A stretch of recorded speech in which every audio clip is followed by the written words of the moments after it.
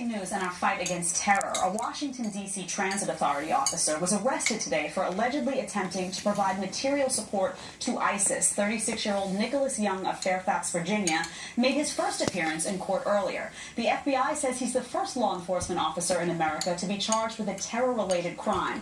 According to an affidavit, Young bought nearly $250 worth of gift cards intended for ISIS to use for mobile apps that would facilitate communication. Documents show he traveled to Libya twice in 2011.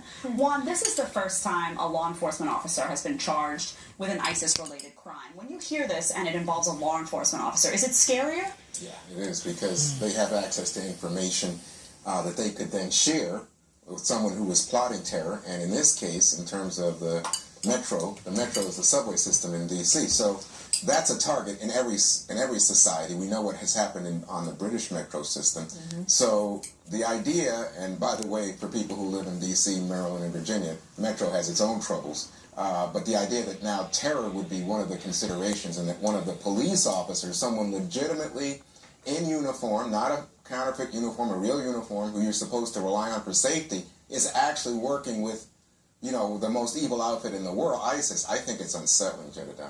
Eric, when you think about this in terms of monitoring people, when I heard it was a law enforcement officer, it occurred to me, wouldn't they be easier to monitor, though? Because they go through extensive checks just to get that job, and then you have an excuse to heavily monitor them because they have a lot of power in terms of security and protection. Is it odd to you that that wasn't caught immediately?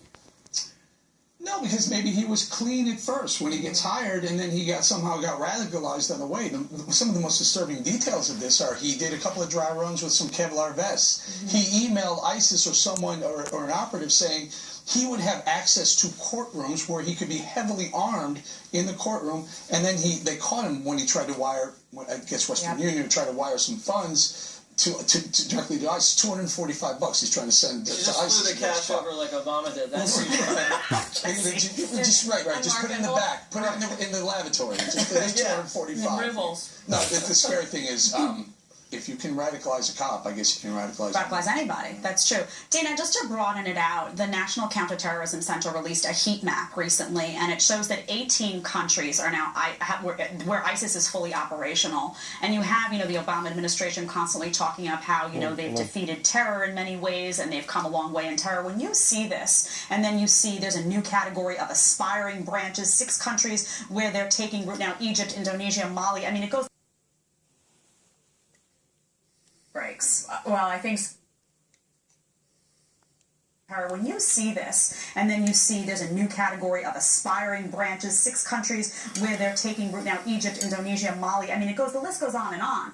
Is this a problem for Hillary Clinton as this news breaks? Well, I think so. If she can, but it also could be a strength depending on how hawkish she decides to be in the general election. She wasn't that hawkish in her primary, but by all accounts, from her book and from people who had worked with her before, like Panetta and Gates, they say that she was very strong against terror. I can't tell if that map is too small for me, but there's all those countries, but then there's France, where you've had 2 ISIS-inspired incidents that killed, almost 450 people total, and that was carried out under the guise of ISIS. So, yes, I think it's extremely troubling. The other thing is, with this officer in Washington, D.C., is that he dressed up as Jihadi John for Halloween. I think that might have been, actually, just by reading the articles, it seems to me that might have been one of the things that tipped them off that there might be something wrong with him. Right. So you see, Jesse, this news breaks of the officer. You see this map coming out that's released. Your advisor to Donald Trump. What does he say about this to make people feel better, that he can bring the country in a better direction in terms of being protected against this ballooning even further, or against law enforcement officials being radicalized and people around the country being radicalized? What do you say? I would say that the President of the United States keeps saying that we're winning, but ISIS is spreading, and it's their own map that shows that they're spreading. So obviously a lot of workplace violence going on in these countries. We need to empathize with these people, like Hillary Clinton said, or maybe even give them jobs. I think that was the Obama strategy for quite some time. Turn the air conditioning down. Yeah, turn the air conditioning on. Send James Taylor into all these countries. When the president says something, I have a new way to deal with it. The opposite of what the president says is true. So if he says we're winning against ISIS, we're losing.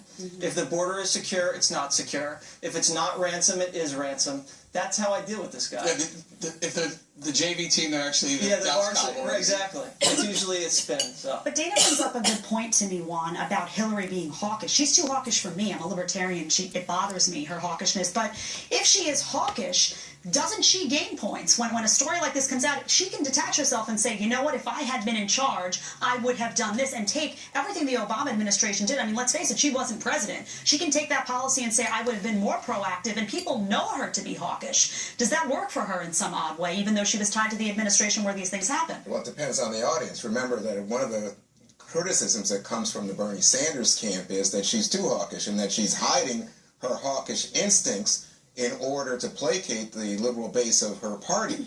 So that worked in the primaries. Bernie did win that wing of the party, but Bernie pointed out she voted for the Iraq War. She has supported these kinds of military interventions, and in her own words, as Dana pointed out in her book. So the question then going forward is, how does this play to a general election audience? Now, I think the premise of your question was, oh, well, there are a lot of Republicans or people who are in fear, specific fear territory, would say, oh yeah, Hillary Clinton's really with us. But I wonder if this might hurt her then with some of her Bernie Sanders base. And with the general election audience that's not terribly hawkish. Right. So, ahead, was it news?